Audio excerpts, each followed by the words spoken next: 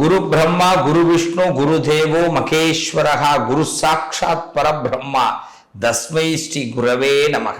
குருவின் அனுகிரகத்தோடு உங்கள் அனைவரையும் சந்திப்பதிலே பெரும் மகிழ்ச்சி அடைகிறேன்.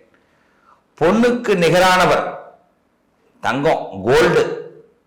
நம்ம மேல சில பேருக்கு பார்த்தீங்கன்னா கோல்டாலேயே நம்மளை உருவாக்கக்கூடியவர் குரு பகவான். அது இன்னைக்கு இருக்கிற கோல்டு விலை என்னன்னு உங்களுக்கு தெரியும், நினைச்சு பாருங்க. இன்னும் சில பேருக்கு பார்த்தீங்கன்னா கோல்டோட துவில்கள் அப்படி ஊதி விடுவார் மேல. அப்படிப்பட்ட மனுஷன் எப்படியோ நம்மளை தங்க நிறமாக மின்ன வைப்பதற்கு சரியான ஒரு கிரகம் அப்படின்னா குரு தான். சார் ஒண்ணுமே இல்லை சார் அப்படின்னா கூட ஒருத்தவங்களுக்கு முன்னாடி நம்மளை ஒசத்தி வச்சிருப்பார். கௌரவத்துல பேர்ல நம்ம ஒரு 2 ரூபாய் போய் கடன் கேட்கறதுக்கு நம்ம தன்மானம் இடிக்கும். ஒருத்தவன்ட்ட நம்மளோட வருத்தத்தை சொல்றதுக்கு நம்ம மனசு அப்படியே கூணி குருவோம். இதுக்கும் குரு காரணம். ஏன்னா ஒருத்தவன் நம்மள சொல்லிடக்கூடாதுடா, நாம ஏதாவது ஒண்ணு நாம எப்ப விழுவோன்னு அவன் பார்த்துக்கிட்டு இருப்பான், இப்ப நாம போய் அவன்கிட்ட கெஞ்சிடக்கூடாது அப்படின்னு நம்ம நினைப்போம் பாருங்க. இதுவும் குருவுடைய எண்ணம்.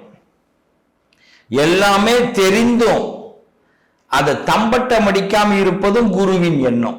இப்போ குருன்னு எடுத்துட்டோம்னா அவர் நமக்குள்ள எப்படியோ உள்ள போயிடுவார். குருங்கிற கிரகத்தோடைய பாசிட்டிவ் திங்கிங் நிறைய இருக்கு. நெகட்டிவ்ங்கிறது குரு கிட்ட கிடையவே கிடையாது. கால் கடுக்க நிக்க வேண்டிய நேரமாக இருந்தாலும் வருத்தப்படாமல் நிக்கக்கூடிய கிரகம் அது. ஒரு மனிதனோட வாழ்க்கையில இப்ப கால் கடுக்கிற நிக்க வேண்டிய நேரம். ஒரு மனுஷனுக்காக நிக்கிறோம், வேலைக்காக நிக்கிறோம், ரேஷன்ல நிக்கிறோம் இல்லையா? இதான உண்மை. அப்ப எதுவாக இருந்தாலும் அதுலயும் பொறுமையை கொடுக்கக்கூடியவர் இந்த குரு பகவான். அப்படிப்பட்ட குரு பகவான் இந்த விசுவாவசு வருஷத்துல பெயர்ச்சி அடைகிறார். இந்த பெயர்ச்சி ஏறத்தாழ ஒரு 16 மாதங்கள் நம்ம வாழ்க்கையில கம்பல்சரி 12 மாதத்தை அவர் கடந்து நம்ம வாழ்க்கையில ஒரு பெரிய மாற்றத்தை உருவாக்க போகிறார். அடுத்த வரக்கூடிய குரு பெயர்ச்சிக்கு 3 மாதங்களுக்கு முன்னாடி வரைக்கும் நம்மளுடைய லைஃபை ஒரு பெரிய அளவுல சக்சஸ் பண்ண வைக்க போறார். குரு கொடுக்க எந்த கிரகமும் கெடுக்க முடியாது. கொட்டி கொடுக்க போகிறார் குரு பகவான் அத்தனை ராசிக்கும். அவர் எப்படி கொட்டி கொடுக்க போறார், அவர் கொட்டுறதை நாம எப்படி அல்றது, சிந்தாம செதறாம நமக்கு தேவையானதை எடுத்துக்கணும். இந்த உலகத்துல நாம நிம்மதியா வாழ்றதுக்கு ஒரே ஒரு வழி மதி நுட்பம், புத்திசாலித்தனம். இவ்வளவுதான். ஃபோர்ஜரியோ இல்லை இன்னொருத்தவனை கெடுக்கிறதோ இல்லை இன்னொருத்தவனுக்கு தண்டத்தை ஏற்படுத்துறதோ கிடையாது. மதிநுட்பம். எதை செய்தாலும் தொழில்நுட்பத்தோடு அறிவு நுட்பத்தோடு செய்யும் பொழுது 100% குருங்கிற கிரகத்தினால் நமக்கு வலிமை கிடைக்கும். அப்படிப்பட்ட குரு இந்த பெயர்ச்சியின் மூலமாக எல்லா ராசிக்கும் சிறப்பான யோகத்தை கொடுக்கிறார். ஒரு ராசியை உள்ள போய் பார்க்க போறோம். பார்க்கலாமா? மகர வீடு. மகரம் அப்படின்னா என்ன? எல்லாரும் சொல்லுவாங்க மகரத்துக்கு என்னங்க குறைச்ச. என்னைக்குமே ஜமுக்கா வாழ்றவங்கன்னு சொல்லுவாங்க. எல்லார்கிட்டையும் நல்ல பேர் எடுத்துருவாங்க, எல்லார்கிட்டையும் இவங்கள மாதிரி உண்டான்னு வந்துடும். உங்களை எல்லாருமே நல்லா வாட்ச் பண்ணுவாங்க. மற்றவன் செய்யறதெல்லாம் ஒண்ணுமே தெரியாது, நீ எது செஞ்சாலும் மற்றவனுக்கு தெரியும். ஏன்டா நம்ம வீட்டுல ஏதாவது சிசிடிவி கேமரா வச்சிருக்கீங்களா அப்படின்னு நமக்கு தோணும். இல்லை எவனா கேமராவோடய அலையிறீங்களா நம்ம பக்கத்திலேயே அப்படின்னு தோணும். மகர ராசிக்கார பெண்கள் பார்த்தீங்கன்னா வீட்டில் உப்பு இல்லாமல் சமைச்சிட்டிங்கன்னா ஊருக்கே தெரிஞ்சிடும். ஆமா, ஒரு நாள் சமைச்சு பாருங்க எப்படி பிளான் வருதுன்னு பாருங்க. ஆமா, ஒரு ஆபீஸ்ல நீங்க சின்னதா ஒரு சின்ன விஷயத்தை செஞ்சா கூட அது ஒரு பெரிய கஷ்டமா போயிடும். ஆபீஸ்ல 10 பேர் பண்ணிருப்பான், ஒண்ணுமே தெரியாது. இப்படிப்பட்ட மகர ராசிக்கு குரு என்ன செய்ய போறார், இதுதான் நம்ம பிளான். 6வது வீட்டுக்கு வரார். அடாடாடாடாடா, 6வது வீடு என்னவா இருக்கும்? சுகவீன ஸ்தானம்னு அதுக்கு பேரு. ஆனா வரக்கூடியவர் மிதுன ராசிக்கு வரார். மகரத்திலிருந்து கால்குலேட் பண்ணா 6th பிளேஸ், வரக்கூடியது மிதுனத்திற்கு 6வது வீடு. அதாவது மிதுனத்தை கவுண்ட் பண்ணி பார்க்கும்போது 6. இந்த பக்கத்துல நம்ம கவுண்ட் பண்ணணும். மிதுனத்திலிருந்து கவுண்ட் பண்ணீங்கன்னா உங்க ராசிக்கு நம்மளுடைய கணக்கு கரெக்டா வைக்கணும். எப்பயுமே கணக்கை தப்பா போட்டுறக்கூடாது. அப்ப 1 2 3 4 5 6 7 8வது வீட்டுக்கு வரார். அஷ்டமத்துல வரார். அஷ்டம பார்வை, 8வது பார்வை பார்க்கிறார். அப்ப ஒன்னே நல்லா தெரிஞ்சுங்க, ஒரு வாத்தியாருக்கு, ஒரு வாத்தியார் இருப்பார், பள்ளிக்கூடத்துல ஒரு வாத்தியார் இருப்பார். அந்த வாத்தியாருக்கு நல்ல ரிசல்ட் கொடுக்கணும்னா அவர் என்ன தெரியுமா பண்ணுவார்? ஃபர்ஸ்ட் நல்ல வாத்தியார் நல்ல ரிசல்ட் கொடுக்கணும்னா பாஸ் ஆகிற பசங்களை எடுக்க மாட்டாங்க, நல்ல படிக்கிற பசங்களை இன்னும் டெவலப் பண்றதுக்கு பார்ப்பாங்க. ரிசல்ட் இதுதான் ஃபர்ஸ்ட். அடுத்தது ஆல் பாஸ் கொண்டு வரணும்னு அதே வாத்தியார் அடுத்த பாயிண்ட்ல தான் வருவாரு. அப்ப என்ன பண்ணுவார் தெரியுமா? ஃபெயில் ஆகிற பசங்களுக்கெல்லாம் நல்ல ஐடியா கொடுப்பார். இப்போ குரு 6வது வீட்டுக்கு வராரு.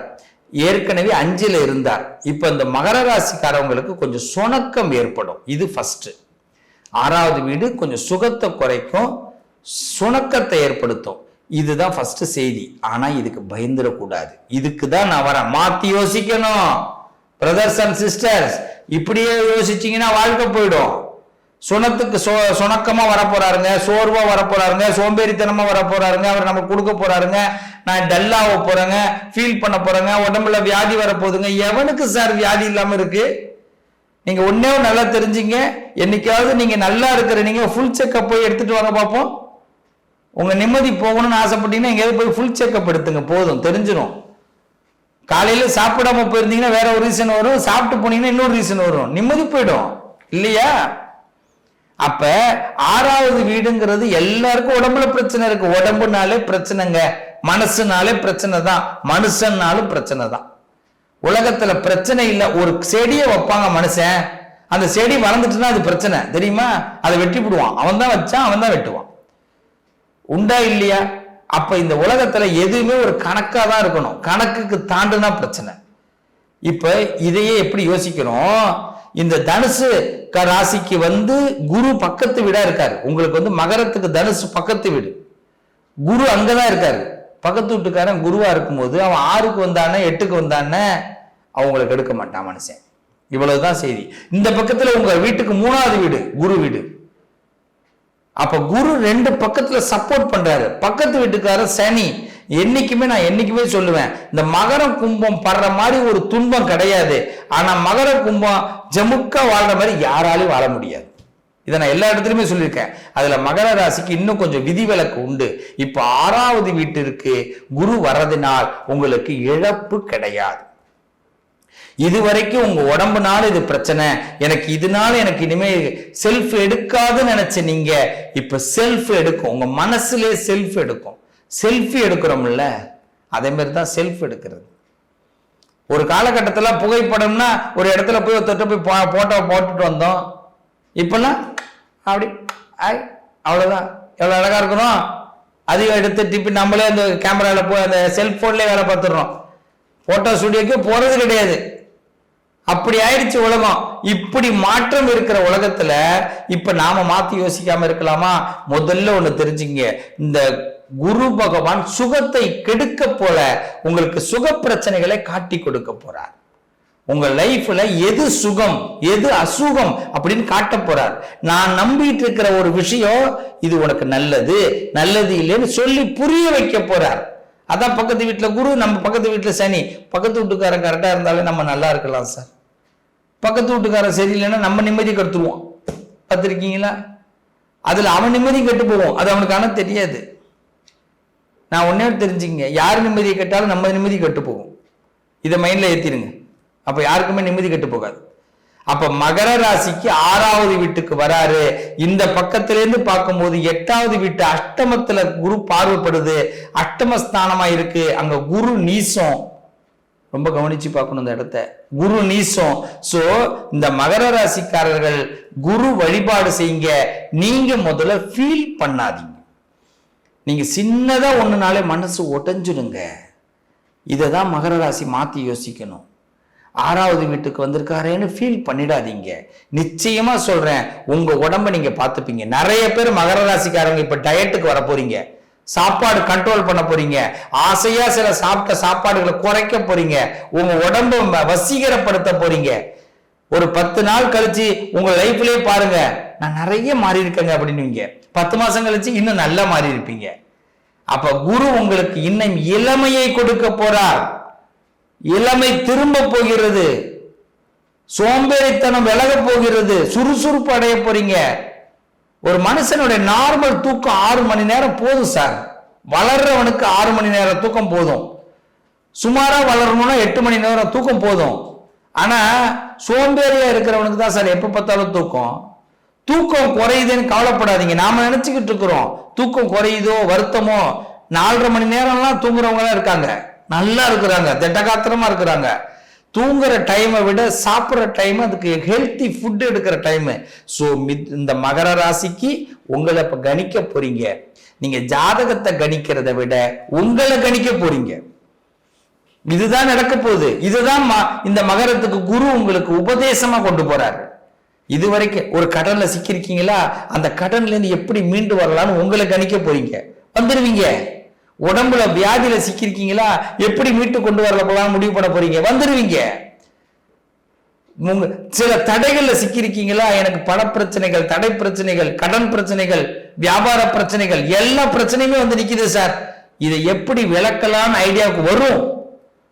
ஏன்னா நான் தான் சொன்னேன், அஷ்டமத்துல 8ஆம் இடத்துல வந்து இந்த குரு நீசமா போயிருக்காரு. அப்ப என்னன்னா, ஒருத்தன் செய்யற செயலை விட அவன் ஏன் செஞ்சான்னு யோசிப்பீங்க, இது ஏன் நடந்ததுன்னு யோசிப்பீங்க. இந்த காலகட்டம் ஏன் நமக்கு இப்படி போனது, இந்த இடத்துல ஏன் இந்த பஞ்சர் ஆயிட்டு சார். கார் போயிட்டு கொஞ்சம் முடிச்சிடுறேன் 2 நிமிஷம்.